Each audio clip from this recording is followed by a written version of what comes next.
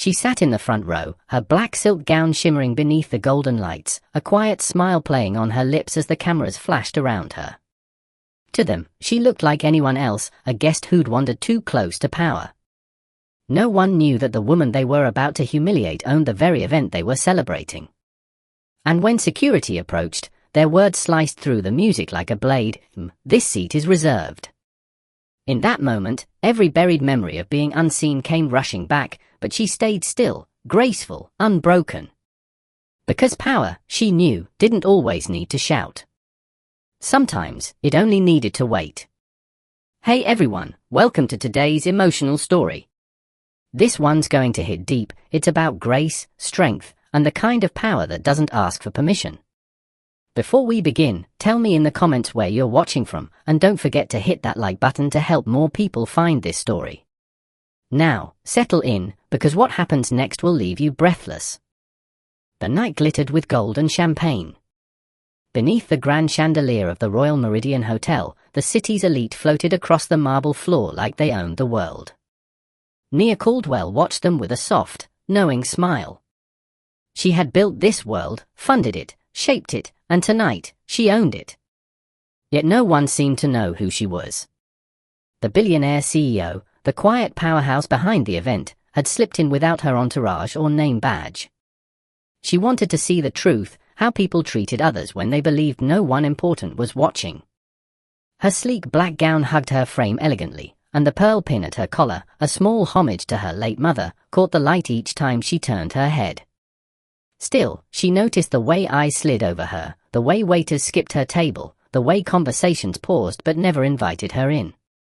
Power, she mused, was invisible until someone decided to acknowledge it. A waiter offered champagne to a cluster of men nearby, all in custom suits, then bypassed her. "Excuse me," she said softly. The waiter didn't hear, or pretended not to. She smiled faintly, not out of offense but recognition. She'd seen this before. A lifetime of it. In another corner of the ballroom, Jason Ward moved like a man under siege. As operations director, this gala was his masterpiece, a chance to impress the board and perhaps land a permanent executive role. Every detail had to be perfect. The catering, the lighting, the seating, all precision. When one of his assistants whispered that someone unfamiliar was seated in the VIP section, his pulse quickened. "Name?" he asked. She didn't say. "Just, he's sitting there," the assistant replied nervously. Jason frowned. Sponsors were particular about their seating. The VIP area was reserved for board members, investors, and major partners. He couldn't risk an unregistered guest throwing off the evening's rhythm. "Handle it quietly," he muttered, but when the assistant hesitated, Jason sighed and walked over himself. Across the room, Nia was sipping water, gazing toward the stage where the keynote would soon take place. Jason approached, clipboard in hand, tone polite but tight. "Good evening," he said. "I believe there's been a mistake. This section is for registered VIP guests only." Nia turned to him, eyes calm, almost kind. "No mistake," she replied gently. "I'm exactly where I'm supposed to be." Her voice had a composure that unsettled him. She didn't look flustered. She didn't look out of place. But something about her confidence annoyed him, like she was testing him. "I'm afraid I'll need to see your invitation or badge," he insisted. Around them, a few nearby guests began to watch, murmuring.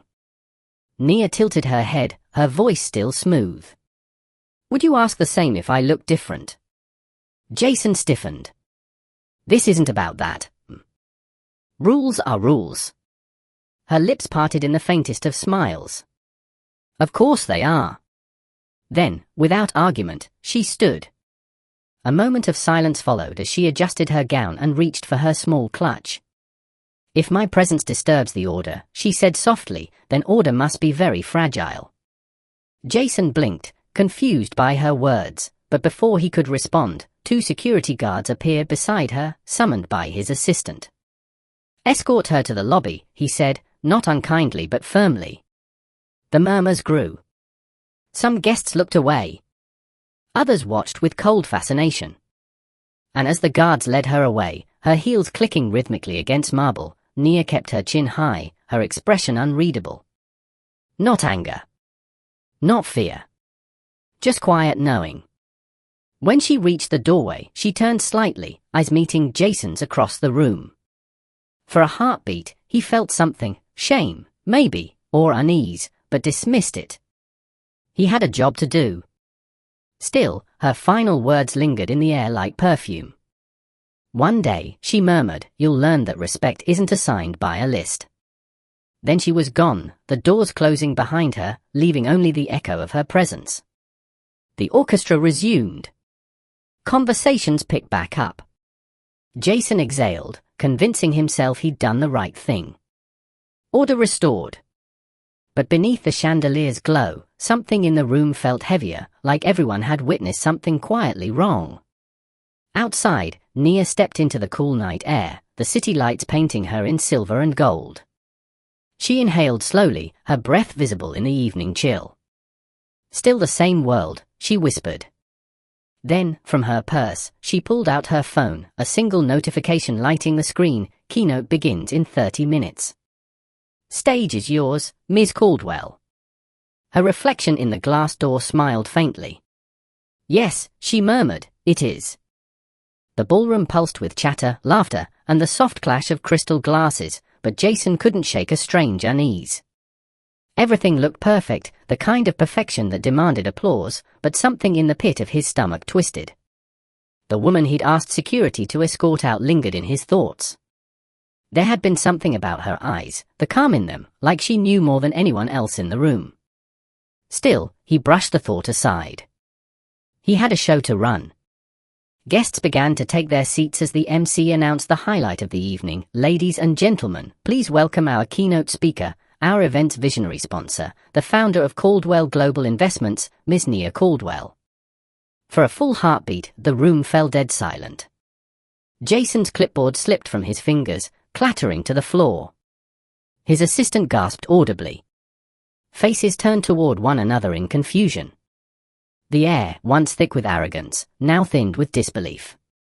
Then the grand doors opened, and there she was, the same woman he had ordered out not 30 minutes ago, walking back into the room with the quiet command of a queen reclaiming her crown. Every camera turned. Every whisper froze. Nia walked slowly, gracefully, the train of her gown sweeping behind her like smoke. Security guards stepped aside, eyes wide with shock. She paused halfway through the aisle, meeting Jason's gaze briefly. He couldn't breathe. His chest tightened, his throat dry. She gave him the smallest nod, not of anger, but of acknowledgement, a silent message that said, "You see now." The MC stumbled over his words, trying to regain composure. "We are deeply honored, truly honored, to have Ms. Caldwell with us tonight," he managed. Nia took the stage, placed her notes down, and rested her hands lightly on the podium. The applause that followed was hesitant, confused, people unsure how to react. But when she began to speak, her voice was low, steady, commanding. "Power," she said softly, "isn't always loud.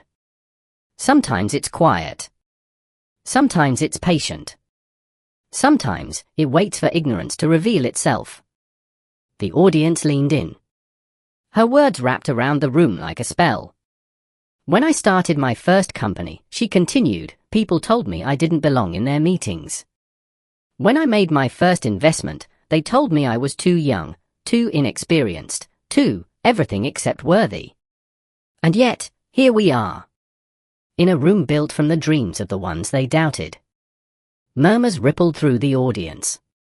Jason's face flushed red, his pulse roared in his ears.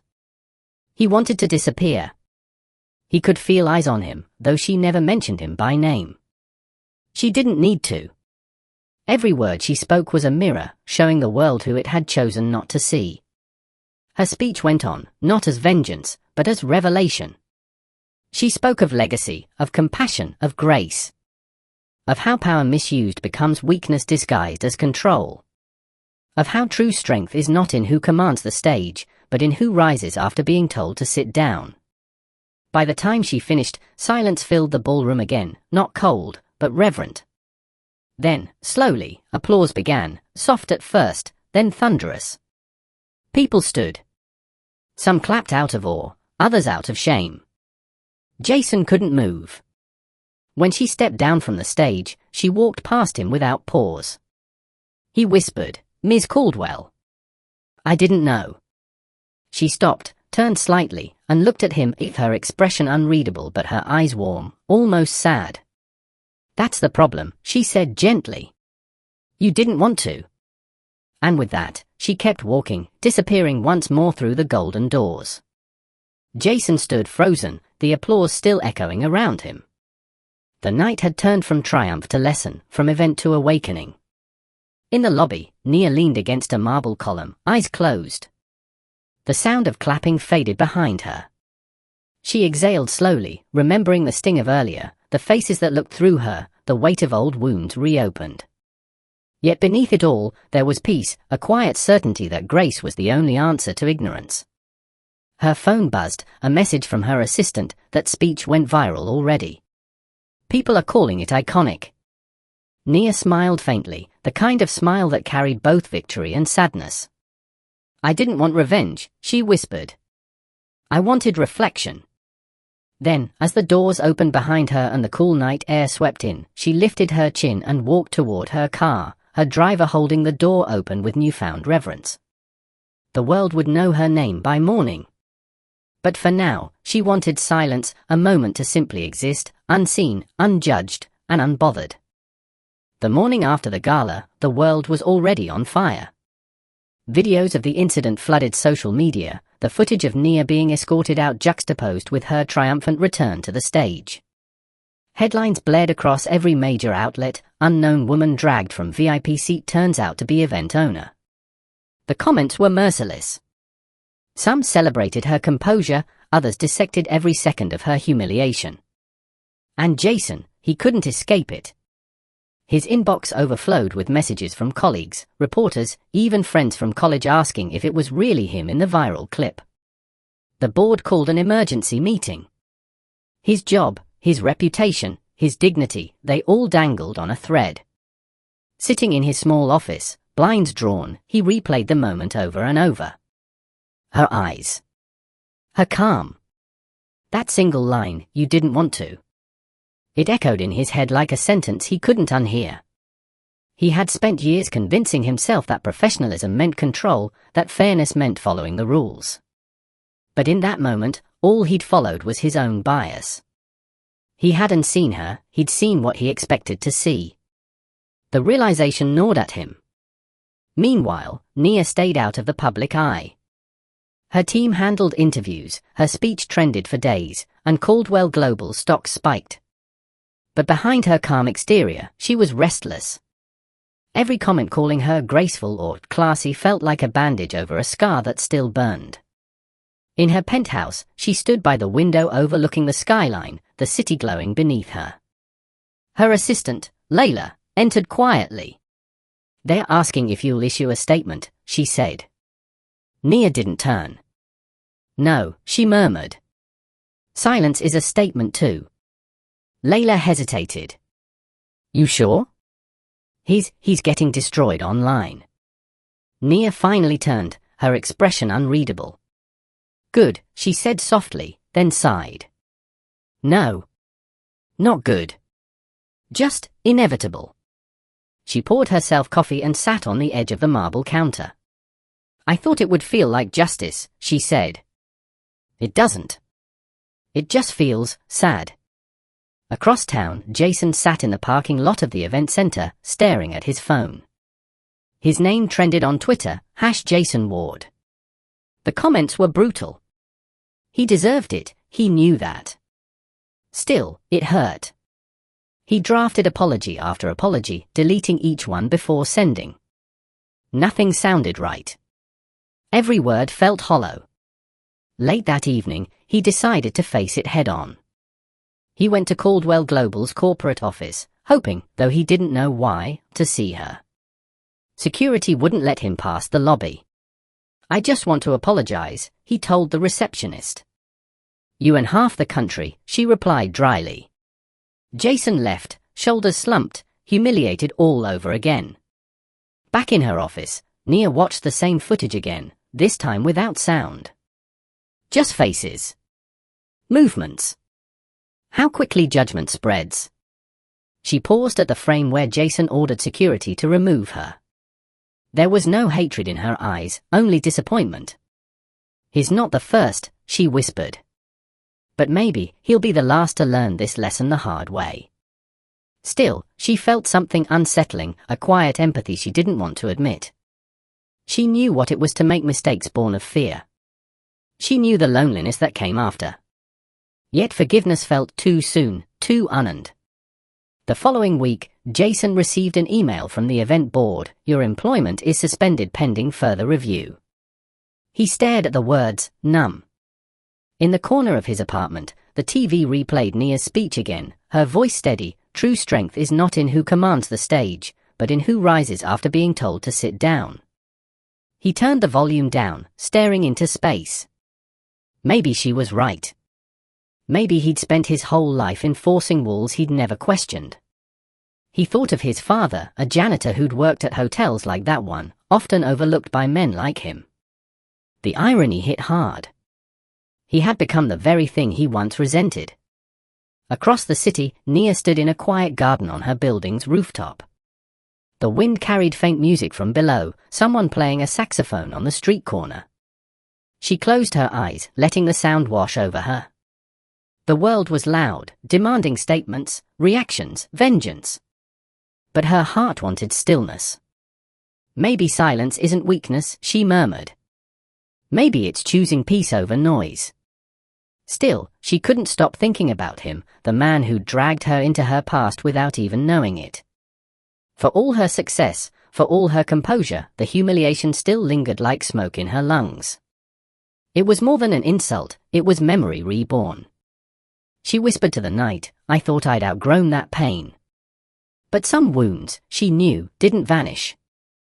They just learned to hide behind silk gowns and perfect smiles.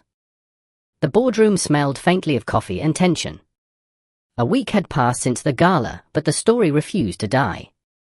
Every outlet still replayed the video of Nia being escorted out of her own event, and Jason Ward's name remained synonymous with humiliation. The board, desperate to clean up the image of the investors' summit, called for a meeting, and though Nia had stayed silent publicly, she agreed to attend, only to ensure the next event she funded would focus on purpose rather than ego. When she entered the room, conversations froze. The directors straightened in their seats as if a storm had just walked in wearing heels. She greeted them politely, her voice calm, collected, impossible to ignore.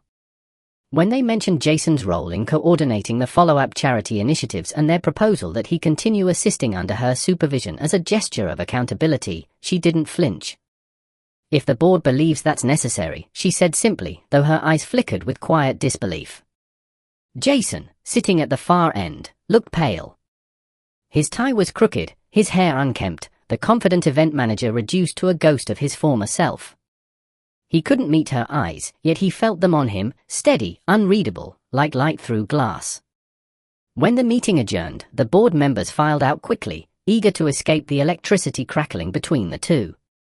Nia remained seated, scrolling through the reports in front of her, pretending not to notice him standing awkwardly by the door. "Miss Caldwell," he began softly, his voice hoarse. "Thank you for not," she looked up, her expression cool. "Not what?" "Destroying you." The question was sharp, not cruel, but honest. He swallowed. "I deserved it." "You did," she said. Silence stretched between them until she stood, gathering her things. "If we're working together, Mr. Ward, I expect professionalism. Nothing more. Nothing less." Her heels clicked across the marble as she left him standing there, guilt sitting heavy in his chest. Later that day, he showed up at her foundation's headquarters, where volunteers were preparing care packages for underprivileged students. The air buzzed with energy and purpose. Jason offered to help, unsure if she'd even want him there. When she saw him lifting boxes beside the volunteers, she didn't stop him. She just observed quietly, curiosity threading through her restraint. Hours passed. He stayed, sweating through his dress shirt, carrying more than he needed to, as if trying to lift the weight of his own shame. When he finally approached her at dusk, she was sitting on the floor, sleeves rolled up, sorting through letters from scholarship applicants. "You don't have to be here," she said without looking up. "I know," he replied, "but I want to be." She glanced up, her gaze softer than he expected. "Why?" He hesitated, then sighed. "Because I need to understand the kind of woman who could be humiliated in front of the world and still walk back into the room like nothing happened. I need to learn that kind of strength." She tilted her head, studying him. "Strength isn't about walking back in," she said quietly. "It's about what you don't let them take from you." The air between them felt different now, no longer brittle, but tender, charged with something unspoken. For the first time, she didn't see arrogance in his eyes, she saw regret. Real, raw regret. Over the following days, their forced collaboration deepened. They met early, worked late, and though most of their conversations revolved around logistics, an emotional rhythm began to build beneath the surface. In conference rooms, they traded sharp words that softened by evening. In quiet hallways, their silences said what apologies couldn't. One afternoon, as they reviewed a list of charity recipients, Jason hesitated over a name. "This one," he murmured, "my award." "She's my sister." Nia looked up, surprised. "She applied?" He nodded. "She's the reason I do any of this. We grew up with nothing. My father cleaned hotels for a living, and I promised I'd make something better for her." He paused, ashamed. "And somewhere along the way, I started thinking better meant above. That's when I lost the point." Nia's expression softened. "It's easy to confuse success with superiority," she said. "The world teaches us that. But power without empathy isn't strength. It's just noise." Jason's eyes met hers, something vulnerable flickering in them. "Do you ever get tired of being strong all the time?" She smiled faintly. "Every day. But weakness in the wrong room costs too much." For a moment, silence fell again, the kind that hums with connection. When their hands brushed while reaching for the same folder, they both froze. Neither pulled away immediately. The touch was fleeting, accidental, yet the current it carried startled them both. He looked at her, not with guilt this time, but with something closer to admiration. "I'm sorry," he said suddenly. "Not just for what happened, but for who I was before it happened." Her eyes held his for a long beat. "Apologies are easy," she said softly.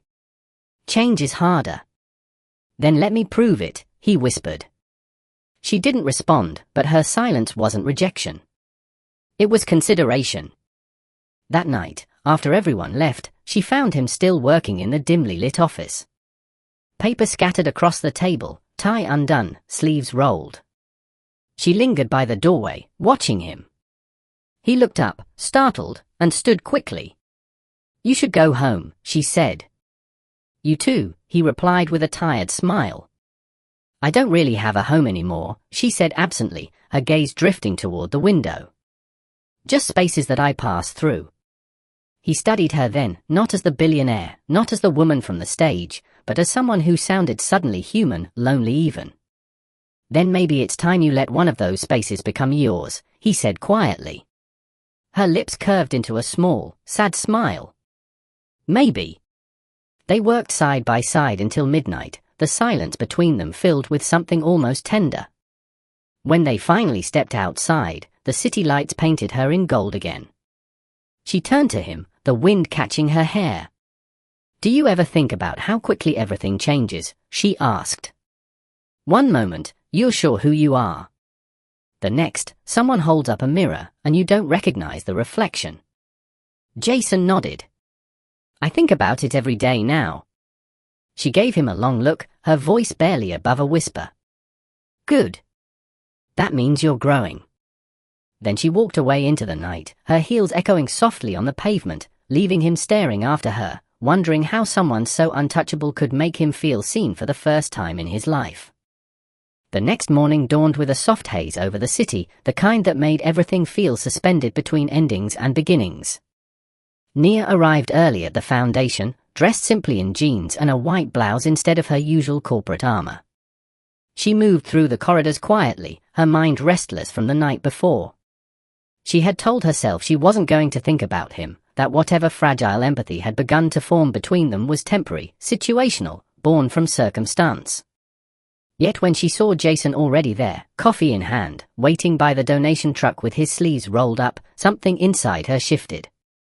"You're early," she said, surprised. "Couldn't sleep," he admitted, rubbing the back of his neck. "Thought I'd make myself useful." She raised an eyebrow. "Useful, not forgiven." He smiled faintly. "I know. Forgiveness is a luxury I don't expect." They spent the morning overseeing the loading of supplies for a community rebuild project Nia had funded years ago. Volunteers filled the space with chatter and laughter, the rhythm of hammers and voices echoing off concrete.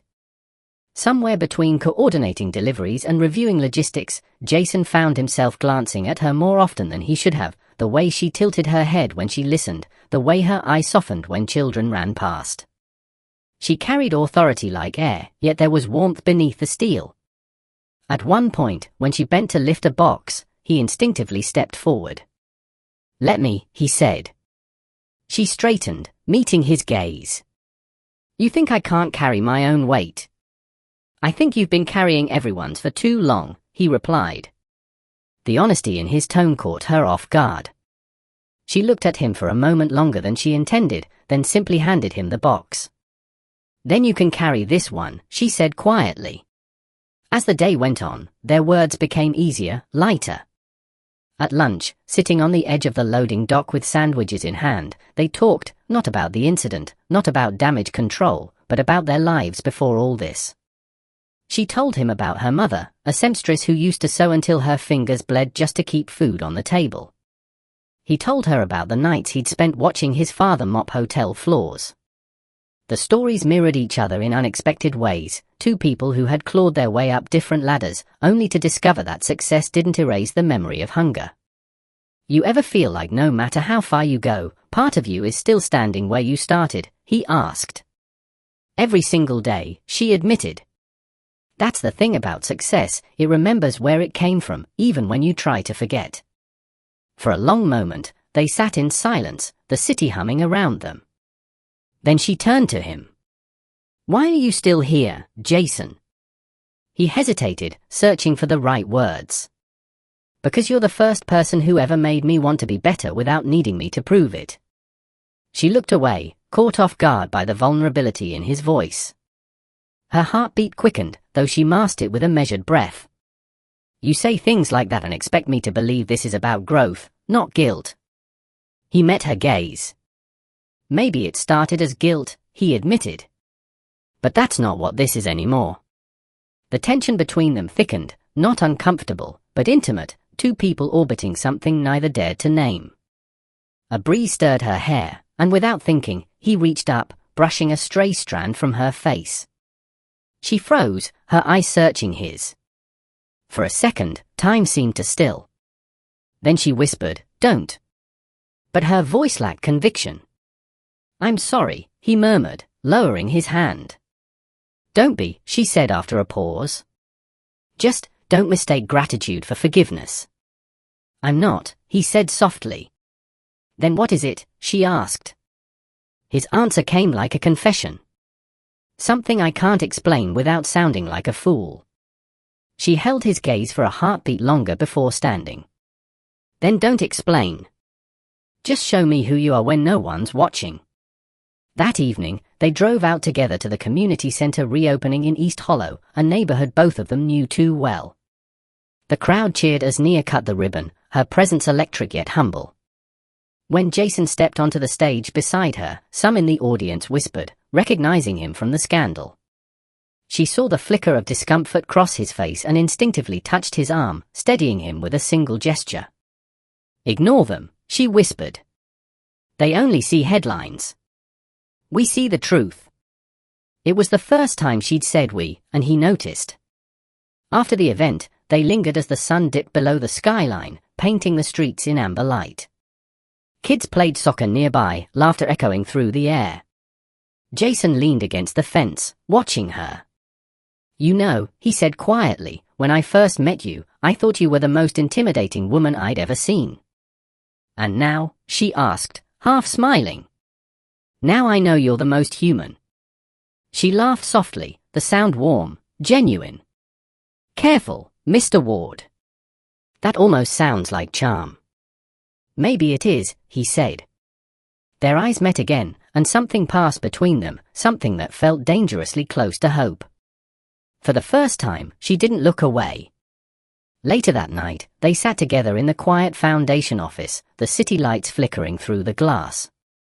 She poured them both tea, setting a cup in front of him. "You've come a long way from the man in that video," she said. "And you?" he asked. "Have you forgiven me?" She stared into her cup. "Forgiveness isn't a moment. It's a process. You've started it." "Does that process include dinner?" he teased gently. She looked up, pretending to glare, but there was laughter in her eyes. "You don't give up, do you?" "Not when something feels right," he said, his voice low. She hesitated, her resolve softening. "We'll see," she murmured. The next few weeks blurred into a rhythm neither of them expected, meetings that ran late, shared car rides, quiet coffees in the mornings before the city stirred. The walls between them began to crumble, replaced by unspoken trust. One night, as they walked along the river after another long day, Nia stopped, gazing out at the water. "You know what I used to dream about?" she asked. "What?" he said. "Peace," she whispered. "Not wealth, not power. Just peace. But it always felt like something other people got to have." Jason stepped closer, his voice soft. "You deserve peace, Nia." She looked at him, her eyes glistening. "Maybe. But peace doesn't come easy to women who have to fight for the right to stand." "Then let someone stand with you," he said. She didn't respond, but when he reached for her hand, she didn't pull away. The touch was gentle, hesitant, yet it said everything words couldn't. They stood there for a long time, the city around them alive but distant, two souls finding a quiet understanding in the noise of the world. That night, when she got home, she finally exhaled, a slow, trembling breath that felt like release. For the first time in years, she allowed herself to feel not just strong, but vulnerable. And in that vulnerability, she found a strange kind of freedom. She thought of Jason's words, his eyes, the sincerity that had replaced arrogance. Maybe people could change. Maybe forgiveness wasn't weakness after all. The next morning, she arrived at the office to find a note on her desk. In simple handwriting, it read, "Thank you for teaching me grace I didn't know I was capable of. Jason." She smiled, folding the note carefully and tucking it into her planner. She didn't need an apology anymore. What she wanted now was something she hadn't dared to want in years: connection. Real, imperfect, human. As she looked out at the sunrise spilling across the city, she whispered to herself, maybe peace isn't something you find. Maybe it's something you build, with someone willing to try. The night air was soft, warm, and humming with the distant rhythm of the city, but inside the Caldwell Foundation's penthouse office, silence reigned. Nia sat at her desk surrounded by unopened folders, her mind far away. Jason's note still lay folded in her planner, its edges worn from being opened and closed too many times. She told herself it meant nothing, that it was simply closure, but the truth lingered in every unread message, in every thought she tried to bury. When the door creaked open and Jason stepped in, she didn't look up immediately. "You're supposed to be home," she said softly. "Couldn't sleep," he answered. "You?" "I don't sleep much," she murmured. He hesitated before approaching her desk. "Then maybe you need a distraction." She lifted her eyes then, and for a heartbeat, they just looked at each other, two people who had spent their lives mastering control now caught in the quiet pull of something uncontrollable. He gestured toward the window. "Come on," he said. "You've been trapped in this glass tower too long. Let's take a walk." Against her better judgment, she rose. They walked through the sleeping city in silence, their footsteps echoing off empty streets. After a while, Jason broke the quiet. You ever think about what you wanted to be before all this? She smiled faintly. Before all this? I wanted to be a painter. My mother used to say I saw color even in shadows. What happened? Life, she said simply. Dreams don't pay the rent. And when you're a black girl with ambition, the world doesn't wait for your art. He nodded, his expression somber. I get that. I wanted to be a writer once. But bills have a way of turning poets into businessmen. They reached a small park lit by old street lamps. Nia sat on a bench, folding her arms against the cool breeze. Jason hesitated, then sat beside her, keeping a respectful distance. My father, he began quietly, was the kindest man I ever knew. He worked nights cleaning ballrooms where men like me would later stand and make speeches. He used to come home with blisters on his hands and still smile. When I got promoted for the first time, I thought I was honoring him by dressing sharper, talking louder, standing taller. But the truth is, I was just trying to distance myself from what he was. Nia turned toward him, her eyes soft. You were trying to survive the way the world measures worth. Yeah, he said, his voice breaking slightly. But I became the kind of man he would have hated. The kind who looked at someone like him and saw less. She reached over, her fingers brushing his hand, a touch so light it felt like forgiveness taking form. He'd still be proud, she said. Not of what you did, but of what you're doing now. Owning it. Changing it. Jason swallowed hard, his throat tight. What about you, Nia? Who taught you to hold the world the way you do? She smiled sadly. My mother. She was fire-wrapped in gentleness. She used to tell me, never let them see you cry until your tears mean victory. She died before she saw this, Nia said, gesturing toward the skyline. Before she knew her little girl owned half of what once told her no. Jason listened, heart heavy. You miss her. Every day, Nia whispered. She'd have loved you, Jason said softly. She'd have thought you were trouble, Nia replied, smiling despite herself. Maybe, he said, but I'd have tried to win her over. You're assuming she'd let you near me. Then I'd have waited outside, every day, until she believed I meant it. She turned toward him then, really looking at him. The light from the street lamp caught the sincerity in his eyes, and something inside her broke open, something she'd sealed away for years. Why are you saying these things? She whispered. Because you deserve to hear them, he said. Because no one should carry their strength alone forever. She stared at him for a long time before looking away. You have a way of saying things that sound like promises. Maybe they are, he murmured. The moment stretched, tender and fragile. For the first time in years, she felt the weight of her armor loosen. She exhaled, whispering almost to herself, you don't know the things I've done to survive. Then tell me, he said. Let me know you, the real you. Her gaze drifted to the dark horizon. I wasn't always calm and polished, she said. I was angry once. Angry at being underestimated, dismissed, stolen from. I built my empire out of spite and ambition. Every partnership, every deal, it was my way of saying, see me now. And when I finally made it, I realized I'd built walls so high, no one could reach me. Jason's voice was gentle. So what now? Now, she said quietly, I'm starting to wonder if I mistook isolation for independence. He leaned closer, his voice barely a whisper. Maybe independence is knowing when to let someone in. She looked at him then, her heart pounding. The words hung between them like an invitation neither dared to accept. Somewhere in the distance, a church bell chimed midnight. She stood suddenly.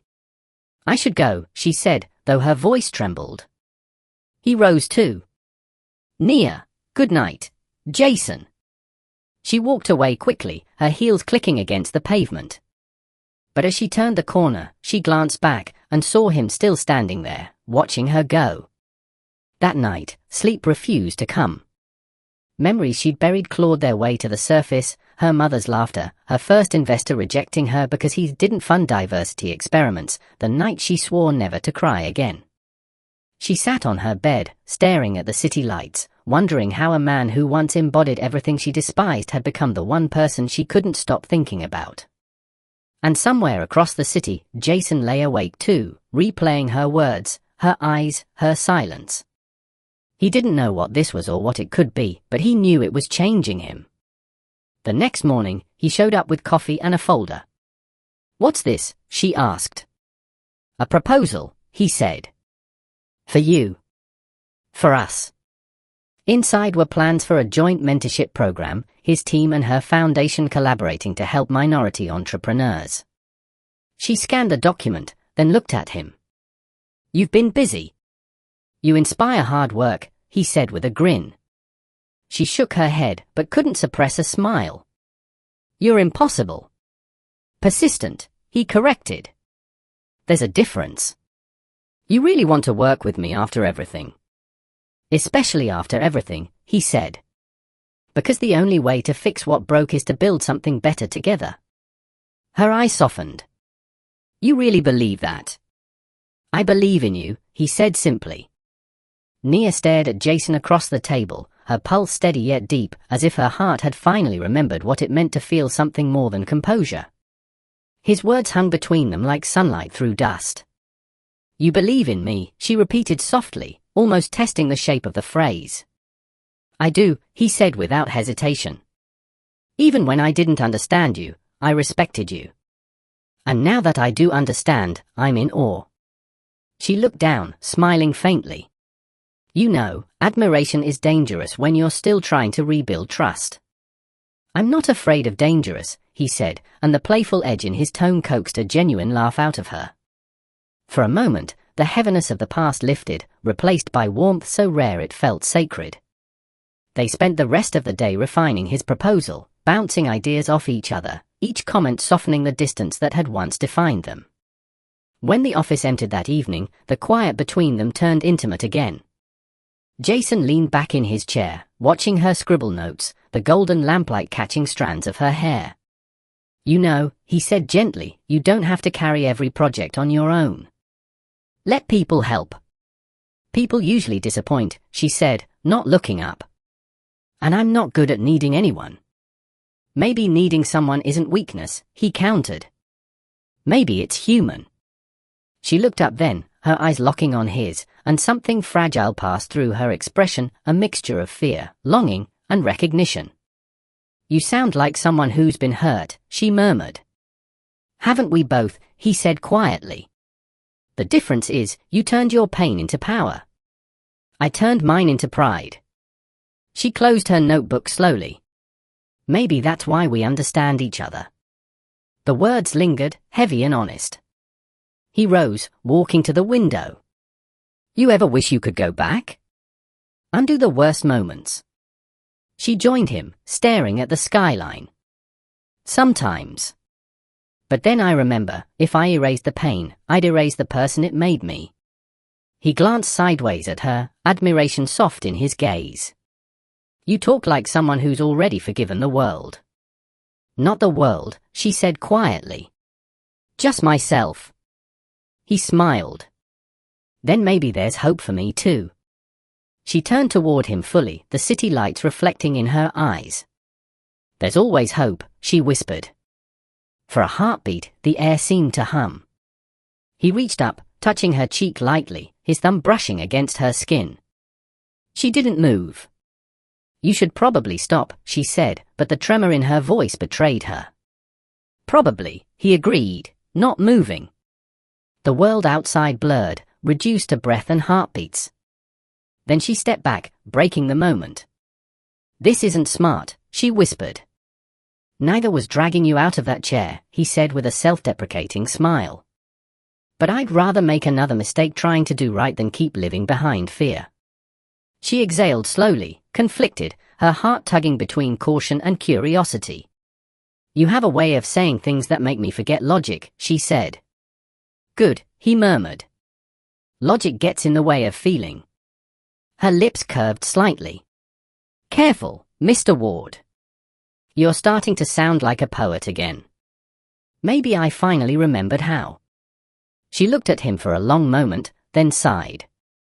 "You're impossible to stay angry with." "I'm fine with that," he said, stepping closer. This time she didn't retreat. Instead, she whispered, "You think change erases what happened?" "No," he said softly. "But maybe it writes a better ending." For the first time, she didn't correct him.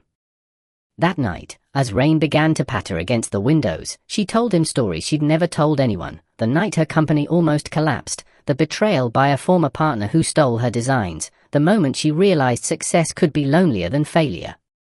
Jason listened, silent but present, his eyes never leaving hers. When she faltered, he reached for her hand, grounding her without words. "You don't have to be perfect," he said quietly. "Perfection's a lie they sold us to keep us performing." She blinked back unexpected tears. "You really think I'm performing?" "I think you're protecting yourself," he replied. "And you don't need to anymore." A single tear slipped down her cheek, and he brushed it away gently. "That's the first time anyone's ever said that to me," she whispered. "Then maybe it's time someone did."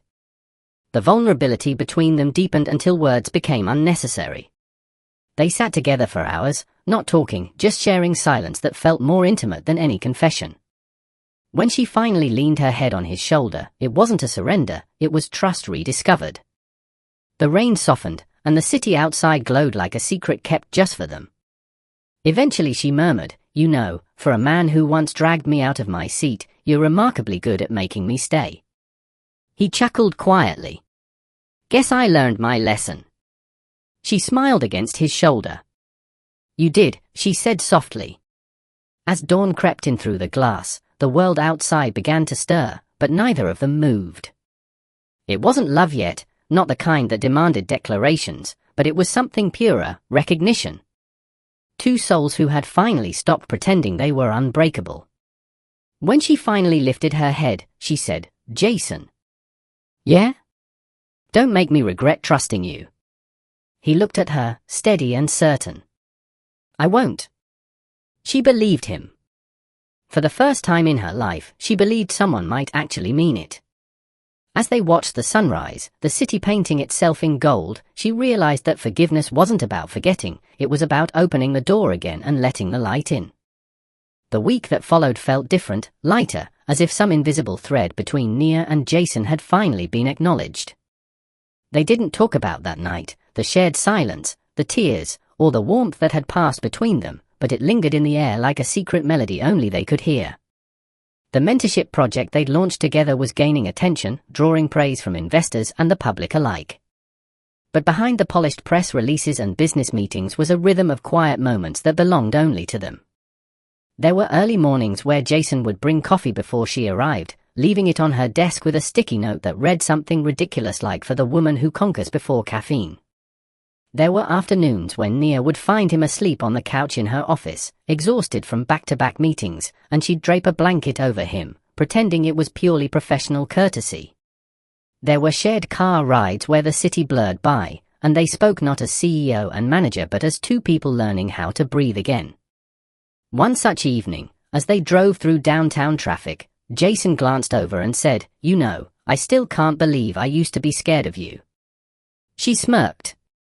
"You should still be." "Oh, I am," he said, grinning. "But now it's the good kind of fear." She arched an eyebrow. "And what kind is that?" "The kind that keeps you from messing up something that matters." Her expression softened, caught off guard by his sincerity.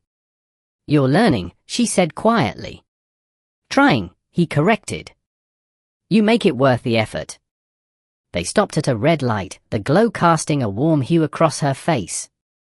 For a moment, neither spoke. The tension wasn't awkward, it was charged, tender, like the pause before a note resolves into music. Then she said softly, "Jason, you know this can't happen, right?" He nodded slowly. "I know. But that doesn't mean I don't feel it." Her chest tightened. She looked out the window, the city lights reflecting in her eyes like fractured stars. Feelings complicate things, she whispered. Maybe complication isn't always bad, he said. Maybe it's just real. She didn't answer, but the faintest smile curved her lips. The next morning, they traveled together to an entrepreneurship summit in Atlanta. Nia was scheduled to speak on leadership and resilience, and Jason was coordinating the event. On the plane, she sat by the window, reading over her notes, while he pretended to nap beside her. Every few minutes, he'd peek out of the corner of his eye, watching her expression shift as she underlined passages and whispered lines under her breath.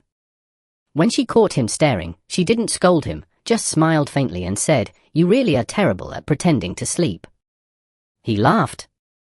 "Caught me? What gave it away?" "The part where you kept breathing like a cartoon bear," she said, and they both laughed softly, earning a few curious glances from nearby passengers. The easy laughter felt new, fragile, and freeing. When they arrived, the event ran smoothly. Jason worked tirelessly behind the scenes, ensuring every detail was flawless, while Nia commanded the stage with her trademark poise. Her speech was powerful, filled with stories of failure and recovery, of the price of dignity and the cost of dreams. When she spoke the line, "Grace is not weakness, it's knowing when to rise, not because they let you, but because you choose to," Jason's chest tightened with pride. Afterward, as the applause thundered, their eyes met across the crowded hall, and in that instant, it was as if the world fell away. Later that evening, after the gala dinner, they found themselves on the hotel balcony, the skyline glittering like scattered diamonds. The air was cool, and Nia's hair danced gently in the breeze. Jason handed her a glass of champagne, and they clinked glasses silently. "You were incredible tonight," he said. "You always say that," she teased. "That's because it's always true," he replied. She looked at him over the rim of her glass. "You really think I'm that extraordinary?" "I know you are," he said, his voice steady. For a moment, she looked away, her heart thudding. Compliments used to slide off her like rain, empty, routine. But his felt different. His felt seen. "Jason," she began, her tone cautious, "you don't have to keep proving you've changed." "I'm not doing this to prove anything," he said. "I'm doing it because somewhere between my guilt and your grace, I found something I didn't expect to find again." "And what's that?" she asked softly. "Hope," he said simply. She blinked, her throat tightening. "You make everything sound poetic," she whispered. "Maybe that's because you bring poetry back to life," he murmured. She laughed quietly, shaking her head. "You're dangerous with words. Then maybe you should stop giving me reasons to use them." "Touché," she said, smiling despite herself. A comfortable silence followed. They leaned against the balcony railing, shoulders brushing lightly, neither moving away. The city stretched below, vast and alive, but up here, the world was small, just two hearts suspended in the quiet. "You ever wonder what people see when they look at you?" he asked after a while. "Power," she said immediately. "Control. Confidence. Things they envy or fear." "That's not what I see." "No? I see the woman behind all that, the one who still believes in color, even when the world goes gray." Her lips parted slightly. "You remember that? Every word you say stays with me, Nia." She looked away, her eyes shining with something between gratitude and disbelief. "You shouldn't say things like that." "Why?" "Because I might start to believe them." He smiled faintly. "That's the idea." She didn't respond, but her silence was softer this time, warmer. When he walked her to her room later that night, she lingered at the door. "Good night, Jason." "Good night, Nia." But neither of them moved. The air between them pulsed with unspoken words. "Finally," she said, "you're making this very difficult." "I know," he admitted, smiling ruefully. "But I'm not sorry." Her laugh was quiet, tender. "You really are impossible." "And yet," he said, "you keep letting me in." She shook her head but didn't deny it. When she finally closed the door, she leaned against it, her heart pounding, a smile tugging at her lips. Inside his own room, Jason sat on the edge of the bed, running a hand through his hair. He didn't know where this was heading, but for the first time in years, he wasn't afraid of the unknown. He wanted to earn every piece of her trust, every flicker of her laughter, every shard of her guarded heart. And somewhere deep down, Nia wanted to believe that maybe, just maybe, love wasn't the weakness she'd always feared it to be. The next morning dawned with soft golden light spilling through the curtains, wrapping the room in a sense of calm that felt almost unreal. Nia woke early, her mind replaying fragments of last night, the balcony, his words, the look in his eyes when he said hope. She sat at the edge of the bed for a while, thinking about how foreign it felt to be seen, truly seen, without the armor of her reputation. When she finally went downstairs to the hotel lobby, Jason was already there, seated in one of the lounge chairs with 2 cups of coffee and a newspaper he clearly wasn't reading. "You're up early," she said as she approached. "I was waiting for you," he said without looking up, though the smile tugging at his lips gave him away. "You always wait for me," she teased lightly, taking the cup he held out. "Only because it's the best part of my day," he replied, and for a fleeting second, the world went still. They spent the morning finalizing details for their return to New York, but something had shifted, small things, like how their conversations lingered longer than necessary, or how their laughter felt unforced, unguarded. On the flight home, Nia rested her head back against the seat, exhaustion tugging at her eyes. Jason sat beside her, pretending to read, but every few minutes his gaze would drift to her face, memorizing the piece he so rarely saw there. When she finally drifted off, her head leaned naturally against his shoulder. He froze for a moment, startled, then relaxed slowly, careful not to move. Her perfume was subtle, clean, a mix of citrus and something warm he couldn't name. For the first time, he wasn't thinking about mistakes or redemption. He was simply grateful to be here, in this fragile, ordinary moment that somehow felt like grace. When the plane landed and the jolt woke her, she blinked sleepily, realizing her head had been resting against him. "You could have woken me," she murmured. "Didn't want to," he said. "You look peaceful." "I don't do peaceful," she said with a faint smile. "You do," he said quietly. "You just don't notice it." She didn't reply, but her gaze lingered on his face for a beat too long before she turned away. Back in New York, the weeks that followed were filled with late nights and soft shifts in rhythm. They started working side by side more often, their desks littered with coffee cups, notes, and half-eaten takeout. There was laughter over small mistakes, teasing over missed deadlines, and moments where silence spoke louder than any words could. One night, as rain tapped gently against the windows, Jason stood at the whiteboard scribbling financial figures while Nia sat curled up on the couch, reviewing slides for an upcoming investor pitch. "You realize you've been talking to yourself for 15 minutes, she said, her tone dry but fond. "I prefer to think of it as brainstorming out loud," he said. "You're arguing with numbers, Jason." "They started it," he shot back, and she laughed, a low, genuine sound that filled the room. He turned then, watching her laugh, the corners of his mouth curving softly. "You should do that more often," he said. "What?" "Laugh like that." She shook her head, amused. "You're ridiculous." "No," he said gently, "I'm serious." "It suits you." She looked down, the smile fading into something more tender. "I used to laugh all the time," she admitted. "Before everything became about surviving." "Then maybe it's time to remember how," he said, his tone gentle, sincere.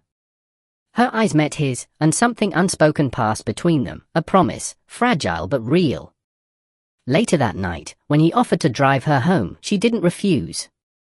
The rain had stopped by the time they reached her building, leaving the city damp and glistening. She turned to him before stepping out of the car. "Jason." "Yeah?" "Thank you.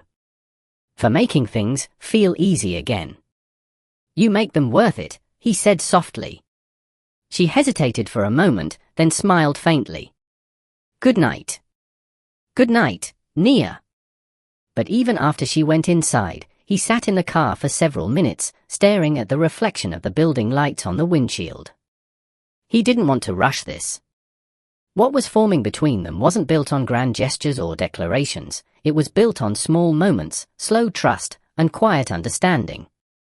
It was love learning to breathe again. Days later, when Nia returned from a board meeting that had gone poorly, she found Jason waiting in her office with takeout from her favorite place. "You look like you need food before you say something that makes someone cry," he said, pushing the bag toward her. She sighed but laughed. "How do you always know?" "Because I've made people cry before too," he said, smiling. They ate together in comfortable silence until she finally said, "You know what I realized today?" "What?" "That I used to think success would protect me. But sometimes it just isolates you." He nodded slowly. "Yeah. You build walls to keep out judgment, and then one day you realize they're keeping out everything else too." She looked at him then, really looked. "Do you ever wish you could start over?" "All the time," he said honestly. "But then I think maybe the past isn't something you erase, it's something you learn to carry differently." "You've gotten wise," she teased. "Nah," he said, grinning. "I've just been around you too long." She laughed again, softer this time. The light between them was unmistakable now, gentle, warm, unhurried. When he stood to leave, she stopped him with a quiet "Jason." He turned. "Yeah? Don't go yet." He froze, then smiled slightly and sat back down. "Didn't plan to." For a while, they said nothing. The clock ticked softly, the city murmured beyond the glass, and the distance between them seemed to disappear. When she finally spoke, her voice was barely above a whisper. "I don't know where this is going," she admitted. "Neither do I," he said. "But for the first time, I don't need to." She looked at him then, and whatever guard she'd been holding onto slipped away completely. She reached across the desk, her hand finding his. The touch was simple, steady, and yet it felt like the most profound thing in the world. His fingers closed around hers, firm but gentle. They stayed that way, no words, no fear, just the quiet understanding that some connections don't ask for permission, they just happen. When she finally let go, her eyes were glistening, but her smile was real. "You should probably go before I forget I'm your boss," she said. He chuckled softly. "I think that ship sailed a while ago." She laughed, shaking her head. "Go home, Jason." "Yes," he said playfully, standing. At the door, he turned back, his expression soft. "You know, I never thought I'd say this, but thank you for letting me make it right." "You're still making it right," she said. He nodded once. "Then I'll keep trying." After he left, Nia sat back in her chair, her heart full in a way it hadn't been in years.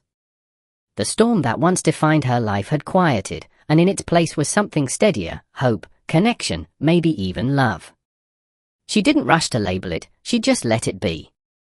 That night, as she looked out over the city from her penthouse window, she whispered to herself, maybe grace isn't just forgiving others. Maybe it's finally allowing yourself to be loved.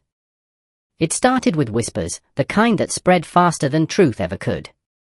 A headline, a photo, a rumor that painted a story Nia never authorized. Billionaire CEO in secret affair with former employee who dragged her from her own event.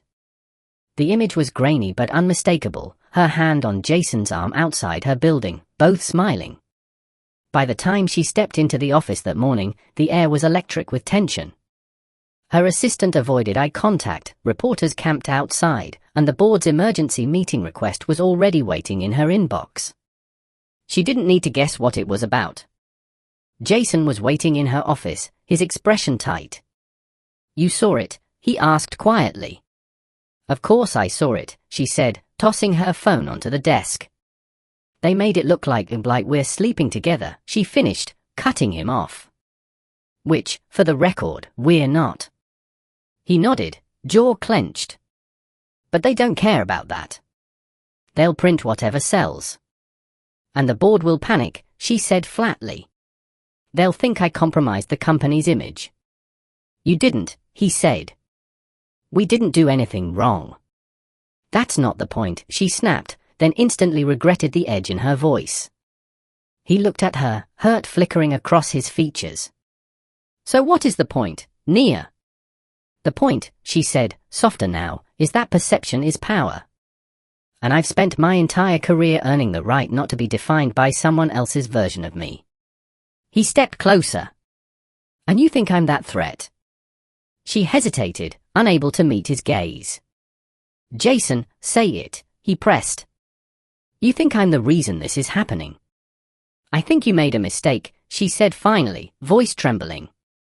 We shouldn't have blurred the lines. This, whatever this is, was never supposed to get personal. His expression hardened. So that's it? You're cutting me off because of a headline. I'm protecting my company, she said. And you? No, he said quietly, shaking his head. You're protecting your fear. The words landed like a slap. She blinked, caught between anger and sorrow. You don't get to psychoanalyze me. I'm not, he said. I'm just calling it what it is. You let people see a glimpse of who you really are, and now you're running again. You think I'm running, she said, her voice rising. I fought my way through every barrier they've thrown at me. I've had to be perfect, flawless, untouchable just to stand where men like you start. I'm not your enemy, Nia, he said, softer now. Then stop acting like one, she whispered. Silence filled the room, thick and suffocating. Finally, he said, if you want me to resign, say it. Her breath caught. Jason, just say it. I need space, she said, barely audible. Until this dies down. He nodded slowly, his face unreadable. Got it. He turned to leave, pausing at the door. You once told me grace wasn't weakness. But maybe you only believe that when it's easy. She flinched, the words cutting deeper than he could have known. When the door closed behind him, the quiet was unbearable. The rest of the day blurred. The board meeting was brutal, questions about professionalism, image, leadership ethics. She answered each with practiced calm, even as her heart felt like glass. They demanded Jason's removal from all public initiatives until further notice. She agreed, though it felt like betrayal. That evening, alone in her penthouse, she scrolled through the article again. Each word twisted her stomach.